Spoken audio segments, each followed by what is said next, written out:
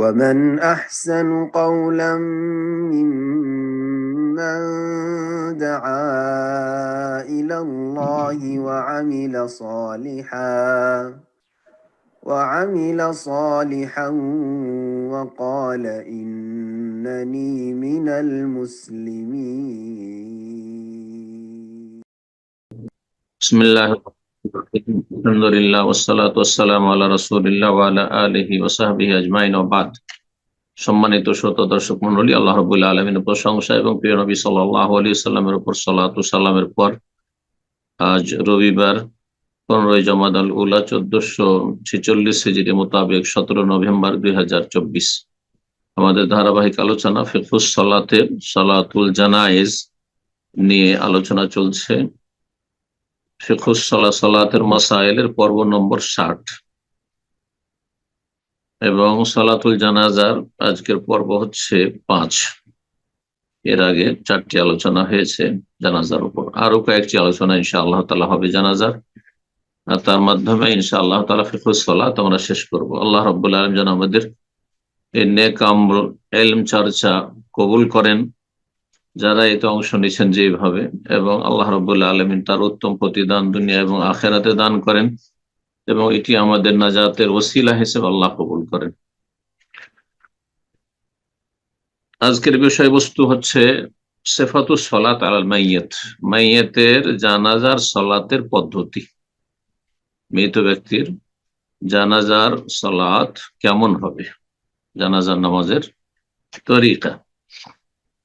তাতে আমরা আজকে কয়েকটি বিষয় নিয়ে আলোচনা করব। একটি বিষয় হচ্ছে জানাজায় উপস্থিত হওয়ার বহুমুখী ফায়দা, 6টি উপকারিতা লেখক উল্লেখ করেছেন।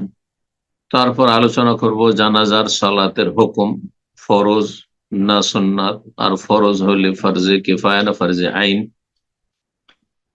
তারপরে জানাজার সালাতের পদ্ধতি, জানাজার সালাতের দোয়া এবং কোন তাকবীর পরে কোন দোয়াগুলি কি পড়বেন আপনি, এই বিষয়গুলো নিয়ে আর এর সাথে কিছু সংশ্লিষ্ট আরো মাসাইল ইনশাআল্লাহ তাআলা সময় সাথ দিলে আমরা পেশ করার চেষ্টা করব। লেখক বলছেন সিফাতুস সালাত আল মাইয়িত, মৃত ব্যক্তির জানাজার সালাতের পদ্ধতি বা বিবরণ। তারপরে উপকারিতা বর্ণনা করেছেন জানাজায় উপস্থিত হওয়ার। কেউ যদি জানাজায় হাজির হয় মুসল্লি হিসাবে এবং দাফন করার জন্য, তাহলে তার ফজিলতগুলি বা তার যে উপকারিতাগুলি, দিন দুনিয়ার উপকারিতা, পার্থিব কিছু উপকারিতা, সুসম্পর্ক মজবুত করা, পাশে দাঁড়ানো, আর পারলৌকিক উপকারিতা, আল্লাহর কাছে মহাপুরস্কার। বলছেন শহুদুল জানাজাতে ওয়াত্তিবাইহা, শহুদুল জানাজাতে ওয়াত্তিবাউহা ফিহি ফাওয়াইদু জাম্মা, জানাজায় উপস্থিত হওয়া এবং জানাজার অনুসরণ করায় বহুমুখী গুরুত্বপূর্ণ উপকারিতা রয়েছে। আহাম্মহা, তার গুরুত্বপূর্ণ কয়েকটি এখানে উপকারিতা আমরা পেশ করব। 1 নম্বর উপকারিতা হচ্ছে আদাউ হাক্কিল মাইয়িত বিসসালাত আলাইহি, যে কোনো মৃত ব্যক্তির, মুসলিম মাইয়িতের আমাদের উপর হক রয়েছে, সুতরাং সে মাইয়িতের হক আদায় করার একটি গুরুত্বপূর্ণ হক হচ্ছে যে তার জানাজা আমরা আদায় করবো, তার জন্য দোয়া করব সালাত পড়ে। মাইয়িতের হক আদায় করা এটি মাইয়িতের প্রাপ্য আমাদের কাছ থেকে। যে কোনো মানুষ মারা যান না কেন, আপনার পক্ষে সম্ভব হয় যদি সেখানে পৌঁছান, বিশেষ করে সেই অঞ্চলে আপনি বসবাস করছেন। দ্বিতীয় ফায়দা হচ্ছে ওয়াশাফাআতু ফীহি ওয়াদ-দুআ লাহু, মৃত ব্যক্তির জন্য আল্লাহর কাছে সুপারিশ করা এবং দোয়া করা। সুপারিশ আর দোয়া একই বিষয়, সাধারণ মানুষরা সুপারিশ বিষয়টি বুঝেন না। তাই জন্য সুপারিশ সম্পর্কে, শাফাত সম্পর্কে আখিরাতে যে নবী সাল্লাল্লাহু আলাইহি ওয়াসাল্লামের সবচেয়ে বড় শাফাত উজমা হবে, সমস্ত আম্বিয়া রাসূলগণ সুপারিশ করবেন, আল্লাহর নেক বান্দা সালেহীন মুসলিহিন তারা সুপারিশ করবেন, এবং প্রত্যেকের জন্য আল্লাহ রাব্বুল আলামিন তার পরিমাণ নির্ধারণ করবেন। এই নয় যে সবাই একই স্তরের, কেউ ব্যাপক সুপারিশ করবেন, কেউ সীমিত সুপারিশ করবেন, কিন্তু আল্লাহর নেক বান্দার সুপারিশ করবে। মালায়েকা সুপারিশ করবেন। সুপারিশ হচ্ছে আখিরাতে হাসরের মাঠে পরকালে আল্লাহর কাছে দোয়া করা, কারোর জন্য দোয়া করা যে আল্লাহ কি আযাব থেকে রক্ষা করো, আযাব থেকে মুক্তি দান করো, জান্নাত দান করো, এর মর্যাদা উঁচু করো, এই দোয়াগুলো।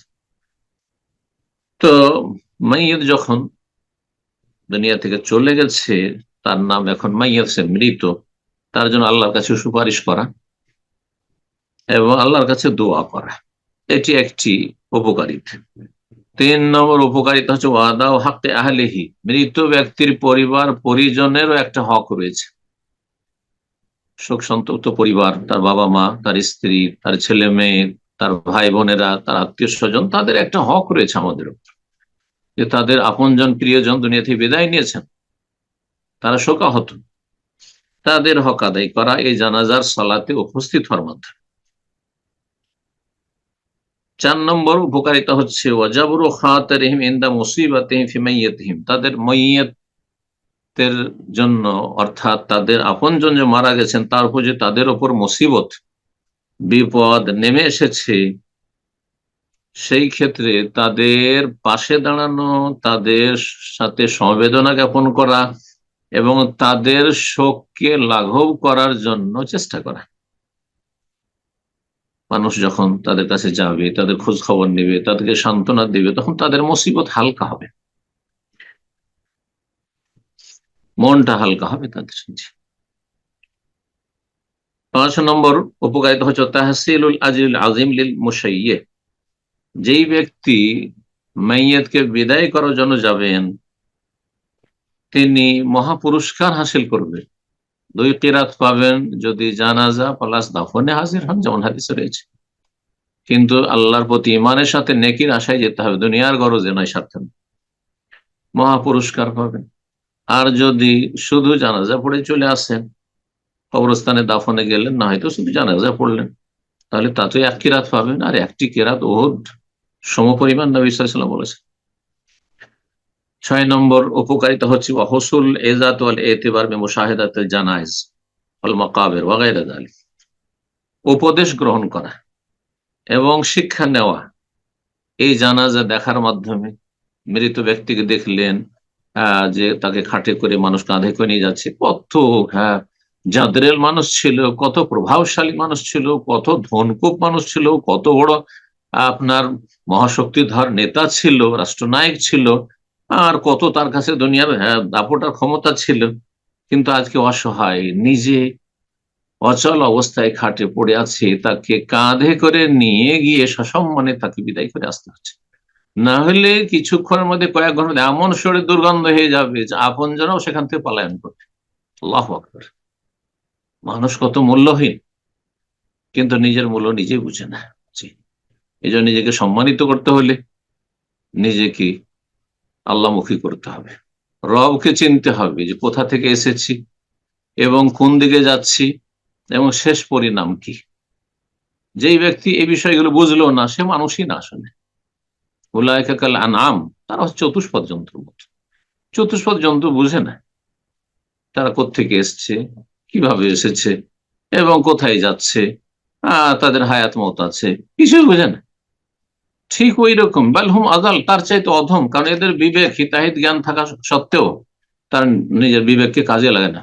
লহুম কুলুবুন লা ইয়াফকাহুনা বিহা, তাদের তো অন্তর আছে, হিতাহিত জ্ঞান আছে, কিন্তু তারা নির্বোধ। ওয়ালাহুম আযানুন, শ্রবণ শক্তি আছে, কিন্তু শোনেন না, ভালো মন্দের পার্থক্য করার ক্ষমতাও আছে। ওয়ালাহুম আয়ুনুন লা ইবসিরুন, চোখ আছে, ভালো মন্দের পার্থক্য করার মতো চোখ আছে, কিন্তু তা দিয়ে ভালো মন্দের পার্থক্য করে না। উলাইকা কাল আনআম বাল হুম আদাল, এরাই হচ্ছে চতুষ্পদ জন্তুর মতো, যাদের কোন লক্ষ্য উদ্দেশ্য জানা নেই। লক্ষ্য উদ্দেশ্য হচ্ছে পেট আর যৌনাচার, পেটের ক্ষুধা দূর করা আর যৌন ক্ষুধা দূর করা। আল্লাহ হেফাজত করুন এরকম পাশবিক জীবন থেকে। জি।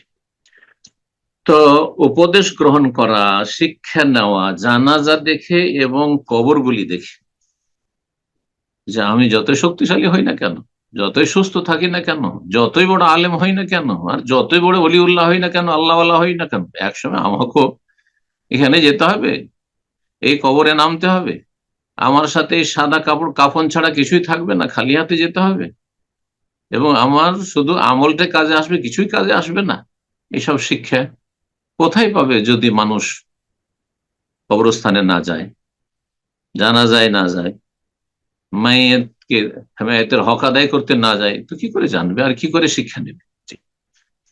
ইত্যাদি ইত্যাদি বহুমুখী আরো উপকারিতা রয়েছে। নেক কাজে, ভালো কাজে আল্লাহ বেশি বেশি শরীক হওয়ার তৌফিক দান করে। জানাজার সলাতের হুকুম। জানাজার সলাত বলছেন লেখো ফরজ কিফায়াতিন, ফরজে কিফায়া।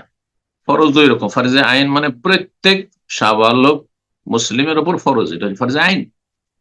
ফরজে কিফায়া মানে মুসলিম উম্মার কিছু সংখ্যক মানুষ যদি আদায় করে দেয় তাহলে সবার পক্ষ থেকে আদায় হবে, আর যদি কেউ আদায় না করে তাহলে সেই এলাকার সমস্ত মানুষ গুনাহগার হবে, সমস্ত মানুষ গুনাহগার হবে।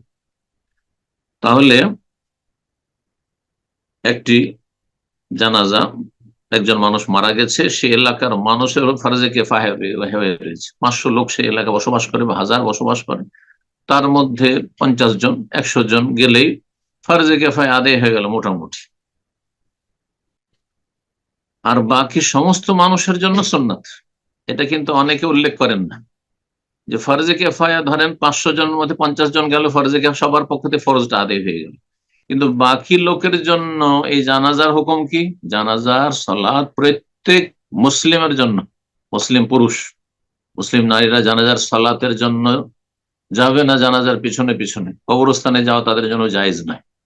কিন্তু কোন মসজিদে আছে মহিলা সেকশনে, আর সেই মসজিদে জানাজা হচ্ছে, মসজিদে হারাম, মসজিদে নববীতে হচ্ছে, অথবা কোনো মসজিদে এমন কোনো ব্যবস্থা আছে সেখানে জানাজা হচ্ছে, সেখানে পড়ে নিল, সেটা ঠিক আছে, সেটা ঠিক আছে। কিন্তু জানাজার অনসর্গ ইত্তেবাউল জানাজ, এটা পুরুষের কাজ, পুরুষের দায়িত্ব, এটা মহিলার নাই। দলে দলে জানাজা পড়ার জন্য যাবে, যে যায় মৃতের বাড়িতে জানাজা পড়ে আসে, মহিলারা যাবেন না, মোটেই জায়েজ নাই। তবে কিছু মহিলা আছে, আত্মীয় স্বজনরা মেয়েতের জন্য উপস্থিত হয়েছে, যে মানুষ মারা গেছে, যায় একটু, মহিলারা এসেছে সেখানে, আর তারপর জানাজা প্রস্তুত হয়েছে, কাফন দিয়ে গোসল দিয়ে প্রস্তুত হয়েছে, আর সেখানে ঘরের ভিতরে যদি জানাজা তারা পড়ে নেয় উঠানে ঘরের ভিতরে, পর্দার সাথে সেখানে কোনো পুরুষ নেই, তাহলে জায়েজ, সেটাও জায়েজ। কিন্তু কবরস্থানে যাবে অথবা মাঠে যাবে জানাজা পড়ার জন্য মহিলারা দলে দলে, আর পেছনে বা সাইডে কাতার লাগবে, হারাম, জায়েজ নয়। এই মশলাটি অনেকে জিজ্ঞাসা করেন, সেই জন্য বিষয়টি ক্লিয়ার করে দিলাম। জি, তো জানাজার সালাত ফরজে কিফায়া, এতে লাভ কি বলছে? ওয়াহিয়া জিয়াদাতুন ফি আজরিল মুসাল্লিন, যারা জানাজার সালাত পড়বে তারা অতিরিক্ত সওয়াব পাবে। ওয়া শাফাআতুন ফি হাক্কিল মাইয়িতিন, আর যারা মারা গেছে মাইয়িত, তাদের জন্য সুপারিশ, জানাজার মাধ্যমে আল্লাহর কাছে সুপারিশ করলে দোয়া করে, আল্লাহুম্মা ফিল হাইয়িনা ওয়া মাইয়িতিনা ওয়া শাহিদিনা ওয়া গায়িবিনা আল্লাহুম্মা আগফির লাহু ওয়ারহামহু ওয়াআফিহি ওয়াফু আনহু, বিভিন্ন যে দোয়াগুলি রয়েছে, আল্লাহর কাছে সুপারিশ করলেন, দোয়া করলেন আপনি, আর আপনার ফায়দা যে উপস্থিত হলো, তার ফায়দা হলো যে নেকি বাড়লো, আর মাইয়াতের ফায়দা হলো যে তার জন্য দোয়া হলো, তার জন্য আল্লাহর কাছে সুপারিশ করা হইলো, তার আযাব দূর হবে, তার মর্যাদা উঁচু হবে। জি, ওয়াস্তাহিবু কাসরাতুল মুসাল্লিন আলাইহা, আর মুসল্লিদের সংখ্যা বেশি হওয়া মুস্তাহাব, ভালো, যত বেশি সংখ্যক মুসল্লি হবেন তত বেশি ভালো। ওয়াকুল্লামা কানাল মুসাল্লুনা আকসার ফাহুয়া আফদাল, যত বেশি সংখ্যা বাড়বে মুসল্লিদের তত বেশি উত্তম জানাজা হবে বা ফজিলত হাসিল করবে মুসলিমরা। সহিহ মুসলিম একটি হাদিস রয়েছে আব্দুল্লাহ ইবনে আব্বাস রাদিয়াল্লাহু তাআলা আনহুমা থেকে, তিনি বলেন সামিতু রাসূলুল্লাহ সাল্লাল্লাহু আলাইহি ওয়াসাল্লাম ইয়াকুল, আমি রাসূলুল্লাহ সাল্লাল্লাহু আলাইহি ওয়াসাল্লাম বলতে শুনেছি, মা মিন রাজুলিন মুসলিমিন, যে কোনো মুসলিম ব্যক্তি, ইয়ামুতু, যদি মারা যায়, ফায়াকুমু আলা জানাজাতি 40 রাজুলান, তার জানাজায় যদি 40 জন মানুষ জানাজার সালাতে দাঁড়ায়, তো সর্বনিম্ন 40 হইতে হবে কথা না। এই হাদিস থেকে কেউ ভেবেছে যে জানাজার নামাজে সর্বনিম্ন 40 হইতে হবে, না, এটি নবী সাল্লাল্লাহু আলাইহি ওয়াসাল্লাম উদাহরণস্বরূপ বলেছেন, যেমন আমি 50 বললাম উদাহরণস্বরূপ এটি, কিন্তু 40-এর কমে 30-20 হবে না, এর বেশি লোক নেই হয়তো এলাকায়, নিরাপত্তাহীনতা আছে অথবা বিভিন্ন কারণ রয়েছে, সেই এলাকায় লোকজন বসবাস করে না, মাঠে ঘাটে কোথাও মরুভূমিতে মারা গেছে, সেখানে 5 জন আছে, 5 জনে জানাজা পড়বে, 3 জন আছে, 2 জন আছে, 2 জনেই জানাজা পড়বে, একা আছে, একাই পড়বে। 40 জন মানুষ যদি জানাজা পড়ে, তার মানে সংখ্যা যদি বেশি হয়, 5 জন, 10 জন, 20 জন, 30 জনের চাইতে 40 জন বেশি, আর যত বেশি হবে তত বেশি ফজিলত, এটাই প্রমাণ করে এই হাদিস। লা ইউশরিকুনা বিল্লাহি শাইআন, তারা যেন আল্লাহর সাথে কোনো কিছুকে শরিক না করে। হ্যাঁ, এটা গুরুত্বপূর্ণ শর্ত, যেন শিরক মুক্ত হয়, কুফরি মুক্ত হয়, নাস্তিকতা মুক্ত হয়। এখন জানা যায় ধরেন 5,000 লোক আমাদের দেশে, কিন্তু তার মধ্যে অর্ধেক হচ্ছে নাস্তিক সেকুলার, আর বাকি অর্ধেকের অধিকাংশই হচ্ছে আপনার মাজারপন্থী, পীরপন্থী, হ্যাঁ, সুফি, হ্যাঁ, বিভিন্ন বড় শির ছোট শিরকে লিপ্ত। তাহলে তো কাম খারাপ হয়ে গেল। তাহলে তো এদের দ্বারা কোনো কাজ হবে না, এই খোঁড়ার লোকদের দ্বারা কি কাজ হবে? জি, সব খোঁড়া, এদের উপস্থিত হওয়া না হওয়া সমান। এই জন্য লা ইউশরিকুনা বিল্লাহি শাইআ, শত লোকেরা জানাজা হাজির, বেনামাজি জানাজা লাভটা কি?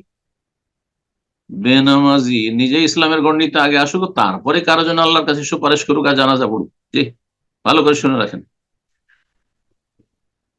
শিরক মুক্ত হইতে হবে। শিরকের সমতুল্য গুনাহ হচ্ছে সালাত ত্যাগ করা, বেনামাজি হওয়া। শিরকের সমতুল্য গুনাহ হচ্ছে নাস্তিকতা। শিরকের সমতুল্য গুনাহ হচ্ছে সেকুলারিজম, হ্যাঁ, ধর্ম নিরপেক্ষতা, আমি নিরপেক্ষ ধর্ম থেকে, আমার কাছে এইটা ওইটা সব সময়। আউযুবিল্লাহ, এগুলি স্পষ্ট কুফর। জি, তৌহিদবাদী মুসলিম এবং যত সৎ হবে, বিদআত মুক্ত, ছোট বিদআত থেকেও মুক্ত, বেদাতি তরিকা জানাজা পড়ে না, তারপরে তারা পরেজগার মানুষ, ফরজ ওয়াজিবের হেফাজত করে, হারাম থেকে কাবিরা থেকে বেঁচে থাকে, আর ভুল ভ্রান্তি হয়ে গেলে তওবা করে নেই, এইরকম লোক, এইরকম কোয়ালিটির মুসল্লি হইতে হবে। তাহলে ইল্লা শাফাহুমুল্লাহ ফি, তাহলে আল্লাহ তাদের সুপারিশ এই মৃত ব্যক্তির ক্ষেত্রে কবুল করবেন, দোয়া কবুল করবেন আল্লাহ রাব্বুল আলামিন, যে দোয়াগুলি তার জন্য করা হবে। সহিহ মুসলিমের 948 নম্বর হাদিস। জানাজা পড়ার আগে উজু করে নিতে হবে। আমাদের সে একটা ফতোয়া আছে কিন্তু হানাফি সমাজ, যে জানাজা দেখছেন শুরু হয়ে গেছে বা শুরু হতে যাচ্ছে, আর আপনি যদি উজু করতে যান তো জামাত ছুটে যাবে, তো তেমন করে দিলেন দৌড়, না, এটা মোটেই জায়েজ নয়, হবে না নামাজ। আপনি দ্বিতীয়বারে গিয়ে জানাজা পড়েন, একাই পড়েন পরে গিয়ে, কিন্তু আপনাকে উজু করতে হবে, কারণ আশেপাশে পানি আছে। তেমন কখন? তেমন যখন দেখবেন যে ফালাম তাজিদু মান, পানি নেই, অথবা পানি আছে কিন্তু আমি এমন অসুস্থ অচল যে আমি পানি ব্যবহার করতে পারছি না, বা এত অল্প পানি আছে যে এই পানি যদি উজুতে ব্যবহার করি তো আমরা পিপাসায় মরে যাব, মরুভূমিতে আছে। এছাড়া এমনি নয় যে আমার জামাত ছুটে যাচ্ছে, ওয়াক্ত চলে যাচ্ছে, সেজন্য ওয়াক্ত থাকতে থাকতে আমি বিনা উজুতে নামাজ পড়ে না, মোটেই জায়েজ না। জি,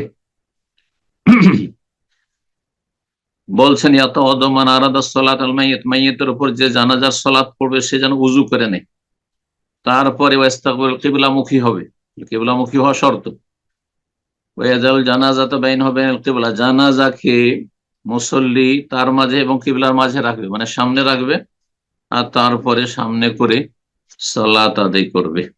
পুরুষ আর নারীর মৃতদেহ কেমন করে রাখতে হবে আর কোনখানে ইমাম সাহেব দাঁড়াবেন, এই বিষয়গুলো সিফাতুস সালাত আল মাইয়িত, মৃত ব্যক্তির জানাজার সালাতের পদ্ধতি। বলছেন আর সুন্নাত হচ্ছে আইয়াকুমাল ইমাম ইনদা রাসির রাজুলিল মাইয়িত, ইমাম সাহেব দাঁড়াবেন পুরুষ মাইয়াতের মাথার কাছে। তো মাইয়াত, মৃত ব্যক্তি যদি পুরুষ হন তাহলে তার মাথার কাছে দাঁড়াবেন। ওয়াইন্দা ওয়াসাতিল মারআ, আর যদি মাইয়াত নারী হয় তাহলে তার মাঝামাঝি দাঁড়াবে, যাতে করে তার শরীরের জন্য পর্দা হয়। ওলামারা হিকমত বর্ণনা করেছেন। পার্থক্য এতটুকু হাদিসে এসছে, আর বিষয়টি সুন্নাত, ফরজ না। অর্থাৎ এতে কেউ যদি ভুল করে দেয় তাহলে তাতে নামাজ বাতিল হবে না। কারণ এই নিয়ে আমাদের দেশে খুব বাড়াবাড়ি, একটু এদিক ওদিক হলে নামাজ আপনার হয়নি, নতুন করে আবার নামাজ শুরু করবে। জি, তো এসব জেহালত আমাদের সমাজে আছে, আর চরমপন্থাও আছে অজ্ঞতার কারণে। তকবীর কয়টি দেবে? প্রসিদ্ধ হচ্ছে যে 4টি তকবীর। ওয়ায়ুকাব্বির আরবান, তাই লেখক বলছে 4টি তকবীর দেবে। তবে হাদিসে 5টি তকবীরও আছে, সহিহ হাদিস, সহিহ মুসলিমের হাদিস রয়েছে। 6টি তকবীরও আছে, 7 তকবীরও আছে, 9 তকবীর পর্যন্ত আছে। এই যে বিভিন্ন তকবীর গুলি আছে, এগুলির উপর আমল করা চলবে না, এগুলির উপর আমল করা যাবে না। এই বিষয়ে একদল ওলামা বলছেন না, এই হাদিসগুলি সাজ, এগুলো আমল করা যাবে না, অথবা মানসুখ, এসব দাবি করেছে। কিন্তু তাদের এই দাবিটি ঠিক নয়। হাদিস সাজও নয়, মুনকারও নয়, এবং মানসুখ রহিত নয়। জি, সাজ মুনকার এগুলি মুস্তালাহুল হাদিস, উসুল হাদিসের মানে হাদিসের কায়দা কানুনের এগুলি হচ্ছে পরিভাষা, সেগুলির ব্যাখ্যা করার সময় নেই, যার ফলে সংক্ষেপে বললাম তাদের ব্যাখ্যাগুলি সহি নয়। বরং বিভিন্ন সময় বিভিন্ন সুন্নতগুলি রাসূলুল্লাহ সাল্লাল্লাহু আলাইহি ওয়াসাল্লাম পালন করেছেন, যে কোনো একটি সুন্নত আপনি অবলম্বন করতে পারেন। বরং বিভিন্ন সময় আপনিও বিভিন্ন সুন্নতগুলি যদি কায়েম করেন, তাহলে এটি হচ্ছে বেশি সহি সুন্নাহ এবং সহি সুন্নাহর কাছাকাছি আপনার আমল, যে আপনিও বিভিন্ন সময় বিভিন্ন আমল করছেন যেমন নবী সাল্লাল্লাহু আলাইহি ওয়াসাল্লাম করেছেন। তবে একটি কথা মনে রাখবেন, সমাজে যেহেতু অজ্ঞতা বেশি, সুতরাং অজ্ঞ মানুষদের স্বভাব হচ্ছে যে যেটা জানে তার বাইরে সবকে বাতিল মনে করে, ভুল মনে করে, যতই সহি কাজ করেন। সুতরাং আপনি যদি ভিন্ন আমল করেন, তাহলে আপনাকে ওই এলাকার মানুষ যারা জানাজা উপস্থিত তাদেরকে কন্ট্রোল করতে হবে, এতটা যেন আপনার প্রভাব থাকে। মানে বড় আলেম, আপনি যা বলবেন তা শোনে, মানে হইচই হট্টগোল শুরু করে দেবে না মূর্খরা, তাহলে আমল করবেন আপনি। তারপরে জানিয়ে দেবেন তাদেরকে যে আজকে আমরা 5 তাকবীর দেবো, আজকে আমরা 6 তাকবীর দেবো, 7 তাকবীর দেবো, কারণ মানুষ জানে না এসব বিষয়গুলি। আর যদি দেখেন যে না, আমি সামলাইতে পারবো না, তাহলে আপনি নতুন কিছু আমল করবেন না, যেটা সবাই জানে। হাদ্দেসিন নাস আলা কাদরে উকুলিহিম, আলী রাদিয়াল্লাহু আনহু বলেছেন, মানুষ যতটা বুঝে ততটাই মানুষের সামনে পেশ করবো, বয়ান করা। কারণ বেশি বলতে গেলে মানুষ মূর্খামি করে উল্টো পাল্টা ইসলামের শত্রুতাই করে ফেলবে। জি, যদি বলেন যে পাঁচেরও হাদিস আছে ভাই, 6-এরও হাদিস আছে ভাই, তোমার হাদিস মানি না, এই কুফরি কথা বলে ফেলবে। এত মূর্খ সমাজ আমাদের, যে মূর্খ সব কথা বলে ফেলবে, জানি মানি না তোমার হাদিস, মনে করছে সেই আল্লাহ মাহে বসে আছে, জাহেল। জি, যার ফলে আপনি যে সমাজে বসবাস করছেন সেই সমাজকে লক্ষ্য রাখতে হবে যে তারা কি আমার কথাটি গ্রহণ করার মতো যোগ্যতা রাখে, হজম করার যোগ্যতা আছে। জি, বলছেন লেখক লেখক যে মতটি পেশ করছেন, আমি সেটি বলবো, খাসসাতান আলা আহলিল ইলমি ওয়াল ফদল, বিশেষভাবে যারা ওলামায়ে কেরাম, যারা পরহেজগার সম্মানিত, যারা আহলুস সালাহ নেক, আহলুত তাকওয়া পরহেজগার, ওমাল্লাহুম কাদামা সিদকান ফিল ইসলাম, যার ইসলামে বড় খিদমত রয়েছে, বিশিষ্ট ব্যক্তিজন, ইসলামের খাদেম, বড় বড় ওলামায়ে কেরাম, বড় বড় ইসলামের খাদেম, বড় বড় আল্লাহ রাব্বুল আলামিনের দ্বীনের খাদেম, সেটা তার ক্ষমতা দিয়ে হোক অথবা তার এলেম দিয়ে হোক, ওলামায়ে কেরাম অথবা ন্যায় পরায়ণ শাসক যদি হয়, তাহলে তাদের তকবীর বাড়ানো ভালো। 5 তকবীর, 6 তকবীর, 7 তকবীর, 9 তকবীর দিয়ে আরো বেশি বেশি বিভিন্ন দোয়াগুলি, প্রত্যেক তকবীর এক একটি করে দোয়া পড়লেন। যেমন পঞ্চম তকবীর মানে চতুর্থ তকবীরের পরে সালাম না ফিরে নবী সাল্লাল্লাহু আলাইহি ওয়াসাল্লাম সহিহ মুসলিমের হাদিসে রয়েছে, আল্লাহুম্মা আগফির লাহু ওয়ারহামহু ওয়াআফিহি ওয়াফু আনহু ওয়াকরিম নুজুলাহ, এই দোয়াটি পড়েছেন। জি, আর তারপরে তখন পঞ্চম তকবীর দিয়ে সালাম ফিরেছেন। বলছেন লেখক, ইয়াফালু হাযা মাররা ওয়া হাযা মাররা ইহয়ালুস সুন্নাহ, এই সন্ন্যতগুলি বিভিন্ন বিভিন্ন আমলগুলি করবে, কখনো এটা করবে, কখন এটা করবে, এতে সন্ন্যত জীবিত হবে। কারণ আজকাল সন্ন্যত মরে গেছে। যদি মানুষকে বলেন যে 5 তকবীর, 6 তকবীর, 7 তকবীর, 9 তকবীর করা যেতে পারে, আছে হাদিসে, তো অধিকাংশ লোক বলবে না না না, এই কোন নতুন ধর্ম নিয়ে আসবে। হ্যাঁ, আজকাল আমাদের সমাজে একটা কথা আছে, আজকাল নতুন নতুন ফতুয়া, নতুন নতুন আলেম, নতুন নতুন ফতুয়া, এসব জেহালতি কথা সমাজে আছে। যার ফলে এই সন্ন্যত গুলো যদি মাঝে মাঝে জীবিত করা যায়, তাহলে মানুষের ইসলাম সম্পর্কে সম্যক জ্ঞান হবে। প্রথম তকবির দেওয়ার পরে কি করবেন বলছেন, ইউকাব্বিরু তাকবীরাতুল উলা, প্রথম তকবির বলবেন, আর প্রথম তকবীরের তাহরিমা, ফরজ রুকন, রাফিয়ান ইয়াদাইহি, 2 হাত উত্তোলন করবেন, রাফুল ইয়াদাইন করবেন, হাত উঠাবেন কাঁধ বরাবর, কাঁধ বরাবর করতে পারেন, আর কানের নিম্নভাগ বরাবর করতে পারেন, কাঁধ বরাবর, প্রসিদ্ধ হাদিস।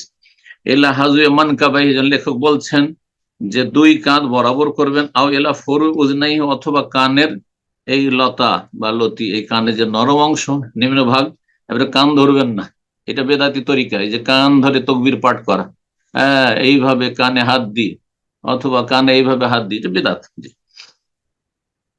ওয়াকাযা ফি বাকিয়াতি তাকবীরাত, এইভাবে সমস্ত তকবীর গুলিতে রফুল ইয়াদাইন করাই হচ্ছে সুন্নাহ। এটি বেশি উত্তম এবং বেশি সহিহ মত। প্রত্যেকটি তকবীরে রফুল ইয়াদাইন করা, এই মতটিতে রফুল ইয়াদাইন করবেন না দুটি মত রয়েছে। বিষয়টি একটু বিস্তারিত বলে দিই সংক্ষেপে।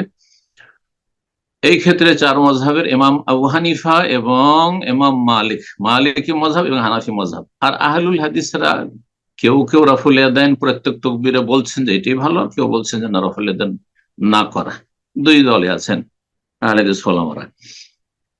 আমাদের বাংলা ভাষাভাষী আহলে হাদিস ওলামা রফুল ইয়াদাইন প্রত্যেক তাকবীরে করেন, কিন্তু উর্দু ভাষীদেরকে দেখেছি আমরা উত্তরপ্রদেশে, তারা রফুল ইয়াদাইন প্রত্যেক তাকবীরে করে না, শুধু প্রথম তাকবীরে। প্রথম তাকবীরে রফুল ইয়াদাইন সবার কাছে আছে, কিন্তু দ্বিতীয়, তৃতীয়, চতুর্থ তাকবীরে রফুল ইয়াদাইন আছে কিনা একদল বলছে রফুল ইয়াদাইন আছে, হানাফি মযহাব এবং মালিকি মযহাব। পক্ষান্তরে তারা রফুল ইয়াদাইন বলছেন। আর হাম্বলি মযহাব আর শাফি মযহাব, তাদের কাছে রফুল ইয়াদাইন নেই। জি। তো এই ক্ষেত্রে দলিল নবী সাল্লাল্লাহু আলাইহি সাল্লাম থেকে পাওয়া যায় না, তবে আব্দুল্লাহ বিন ওমর এবং আব্দুল্লাহ বিন আব্বাস রাদিয়াল্লাহু তাআলা তারা রফুল ইয়াদাইন প্রত্যেক তাকবীরে করতেন, যে হাদিস দারাকুতনিতে রয়েছে এবং সহিহ সনদ বিসনাদিন জাইয়্যিদ। শেখ ইবনে বাজ রাহিমাহুল্লাহ এবং শেখ ইবনে উসাইমিন তারা বলছেন যে রফুল ইয়াদাইন করবে। জি, আল্লাহু তাআলা আলাম। তো রফুল ইয়াদাইন করাটাই বেশি ভালো। জি, বলছেন যে প্রত্যেক তাকবীরে রফুল ইয়াদাইন করবে, আর কাঁধ বরাবর উঠাবে অথবা কানের লতি পর্যন্ত, আর ডান হাত বাম হাতের উপর রাখবে আলা সাদরিহি, বুকের উপর রাখাই সুন্নাত, নাভির নিচে নয়। জানাজার সালাতে সানা নেই, ইস্তিফতার দোয়া নেই, সুবহানাকা আল্লাহুম্মা ওয়া বিহামদিকা অথবা আল্লাহুম্মা বা'ইদ বাইনি ওয়া বাইনা খাতায়া ইন্নী ওয়াজহাতু ওয়াজহি, এসব নেই। জি, কোনো প্রমাণ নেই। জি, যেটা নেই সেটা করবেন না। হানাফি মযহাবের জানাজার ক্ষেত্রে রোগ হচ্ছে যে যেটা আছে সেটা করে না, আর যেটা নেই সেটা করে। কোন হাদিসে সানা পড়ার কথা নাই, কিন্তু তাদের মযহাবে আছে সানা পড়তে হবে। আর হাদিসে আছে সূরা ফাতিহা পড়া, তার বলছে সূরা ফাতিহা জানাজাতে চলবে না।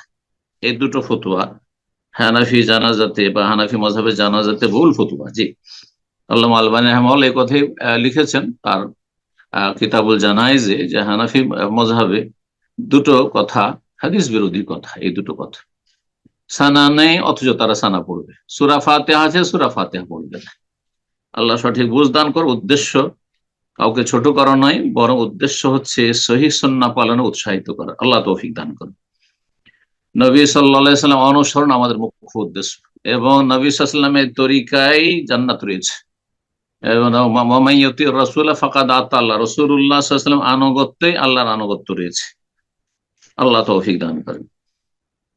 বলছেন যে ইস্তিফতার দোয়া মানে সানার দোয়া পড়বে না, সুম্মা ইয়াতাআওয়াযু আউযু বিল্লাহ পড়বে আর বিসমিল্লাহ পড়বে, তারপরে সূরা ফাতিহা সিররান মনে মনে পড়বে, জাহরান উচ্চ স্বরে নয়। কিছু কিছু আহলে হাদিস ওলামারা যে জোরে পড়েন এটি সহিহ সুন্নাহ নয়, বরং সহিহ সুন্নাহ হচ্ছে আস্তে পড়া। ওয়া আহইয়ানান ইয়াকরাউ মাহা সূরা, এই সূরা ফাতিহার সাথে অন্য সূরা পড়তে পারে, ছোট্ট সূরা, হয়তো সূরা ইখলাস পড়লো, ওলামারা বলছে পড়তে পারে। সুম্মা ইউকাব্বিরু সান, তারপরে দ্বিতীয় তাকবীর দেবেন, আর তারপরে দুরূদ ইব্রাহিমী পড়বে, সালাতে ইব্রাহিমে, আল্লাহুম্মা সাল্লি আলা মুহাম্মদ ওয়া আলা আলি মুহাম্মদ কামা সাল্লাইতা আলা ইব্রাহিম ওয়া আলা আলি ইব্রাহিম ইন্নাকা হামিদুম মাজিদ, আল্লাহুম্মা বারিক আলা মুহাম্মাদিন ওয়া আলা আলি মুহাম্মদ কামা বারাকতা আলা ইব্রাহিম ওয়া আলা আলি ইব্রাহিম ইন্নাকা হামিদুম মাজিদ, সহিহ বুখারী মুসলিমের হাদিস। তারপরে তৃতীয় তাকবীর দেবেন, আর তারপরে মাইয়াতের জন্য দোয়া করবেন। জি, বেশ কিছু দোয়া রয়েছে, তার মধ্যে যেটি প্রসিদ্ধ দোয়া, এই দোয়াটি অবশ্যই প্রত্যেক মুসলিমের মুখস্থ থাকা উচিত, যাকে জানাজা পড়তে হবে, বিশেষ করে পুরুষরা। বলছে আল্লাহুম্মা আগফির লিহাইয়িনা ওয়া মাইয়িতিনা ওয়া শাহিদিনা ওয়া গায়িবিনা ওয়া সগীরিনা ওয়া কাবীরিনা ওয়া যাকারিনা ওয়া উনসানা, আল্লাহুম্মা মান আহইয়াতা মিন্না ফাআহইহি আলা ইসলাম, মান তাওয়াফাইতা মিন্না ফাতাওয়াফাহু আলা ঈমান, আল্লাহুম্মা লা তাহরিমনা আজরাহু ওয়া লা তুদিল্লানা বাদাহু রয়েছে, ওয়া লা তাফতিননা বাদাহু, দুই রকম রিওয়ায়াত রয়েছে, আবু দাউদ ইবনে মাজার হাদিস। দ্বিতীয় দোয়া যেটি সহিহ মুসলিমে রয়েছে, আল্লাহুম্মা আগফির লাহু ওয়ারহামহু ওয়া আফিহি ওয়া আফু আনহু ওয়া আকরিম নুজুলাহু ওয়া ওয়াসি' মুদখালাহু ওয়াগসিলহু বিল মা'i ওয়াস সালজি ওয়াল বারাদ ওয়া নাক্কিহি মিনাল খাতায়া কামা ইয়ানক্কা সাওবুল আবিয়্যযু মিনাদ দানাস ওয়া আবদিলহু দারান খায়রান মিন দারি ওয়া আহলান খায়রান মিন আহলিহি ওয়া যাওজান খায়রান মিন যাওজিহি ওয়া আদখিলহুল জান্নাহ ওয়া কিহি মিন আযাবিল কবরি ওয়া আযাবিন নার, সহিহ মুসলিম 963 নম্বর হাদিস। 3 নম্বর দোয়া আবু দাউদ এবং ইবনে মাজায় রয়েছে।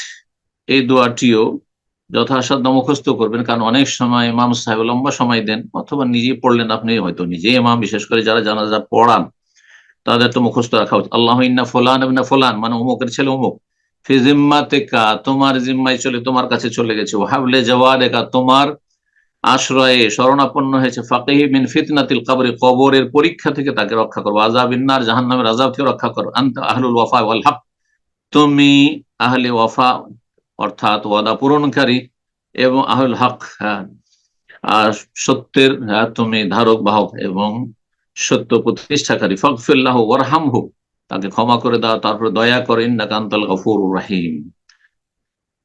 হাদিসটা আবু দাউদ 3202 এবং ইবনে মাজাহ 1499 নম্বর হাদিস। যদি মাইয়েত শিশু হয়, নাবালক হয়, ছেলে অথবা মেয়ে, নাবালক নাবালিকা হয়, তাহলে বলবেন আল্লাহুম্মা জাআলহু লানা সালাফান ওয়া ফারাতান ওয়া আজরান ওয়া যুখরান।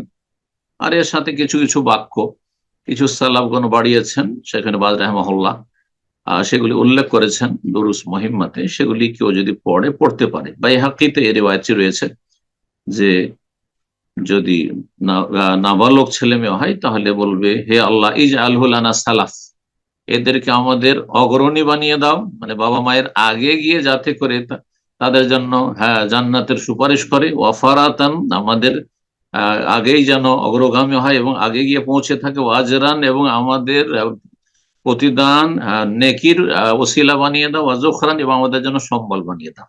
জি, আর বিশেষ করে পিতা মাতার জন্য। হাদিসটি বাইহাকিতে রয়েছে এবং হাদিসটিকে আল্লামা আলবানী রাহিমাহুল্লাহ আহকামুল জানায়েজে হাসান বলেছেন। তারপরে চতুর্থ তকবীর দেবেন, আর চতুর্থ তকবীর দেওয়ার পরে সামান্য একটু থামবেন, কোনো সেখানে জিকির দোয়া নেই, বিশেষ কোনো দোয়া নেই। আর কিন্তু কেউ কেউ বলেছেন যে কোনো দোয়া জিকির পড়লে পড়তে পারে, কিন্তু হাদিসে কিছুই নেই।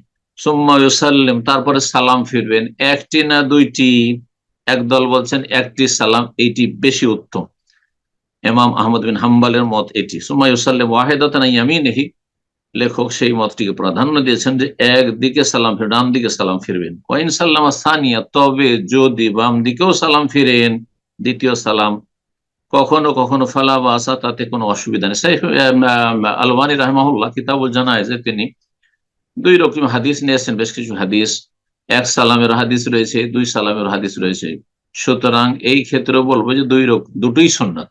এখন কিছু কিছু মানুষরা নতুন সুন্নত বলে মনে করে এইটাই ঠিক, আগেরটা মনে হয় ভুলই করতাম, যার ফলে কিছু ভাইদের সম্পর্কে শুনলাম যে তারা এখন উঠে পড়ে লেগেছে যে এক সালামকে প্রতিষ্ঠা করবো আর দুই সালামকে উঠাবো না। এগুলো বড় ইসলামের কোনো খেদমত না, আর এগুলো দিয়ে এলাকাতে আপনি বিশৃঙ্খলা সৃষ্টি করবেন, এটা মোটেই উচিত নয়। দুটোই যখন জায়েজ রয়েছে, যেটার প্রচলন যেখানে রয়েছে, যেখানে আমল রয়েছে, আমল করতে দেন। এতটুকু করতে পারেন যে সেখানকার জনগণকে শিখিয়ে দেন যে এক সালামও আছে, দুই সালামও, সুতরাং মাঝে মাঝে আমরা এক সালাম ফিরলাম, তোমাদের যেন কোনো আপত্তি না থাকে, তোমাদের এতটুকু জ্ঞান থাকতে হবে ইসলাম সম্পর্কে, অথবা দুই সালাম ফিরলাম, তাতেও যেন কোনো আপত্তি না থাকে। আল্লাহ তাআলা আলাম। কারো যদি তকবির ছুটে গিয়েছে, এক তকবির, দুই তকবির বা তিন তকবির ছুটে গেছে, শেষখানে গিয়ে পৌঁছেছে, তাহলে শুরু থেকে যেমন সালাত কাজা করে ওইভাবে কাজা করবে। যে তকবিরটি পেয়েছে সেই তকবীরের পরে সূরা ফাতিহা পড়বে, উযুবিল্লাহ বিসমিল্লাহ পড়ে, আর তারপরে সালাম ফিরে নিল ইমাম সাহেব, তখন বাকি তকবীর গুলি কাজা করবে। এখানে আজকের আলোচনা শেষ করছি। ওয়া জাযাকুমুল্লাহু খাইরান ওয়া সাল্লাল্লাহু আলা নবিয়িনা মুহাম্মদ ওয়া আলা আলিহি ওয়া সাহবিহি আজমাইন।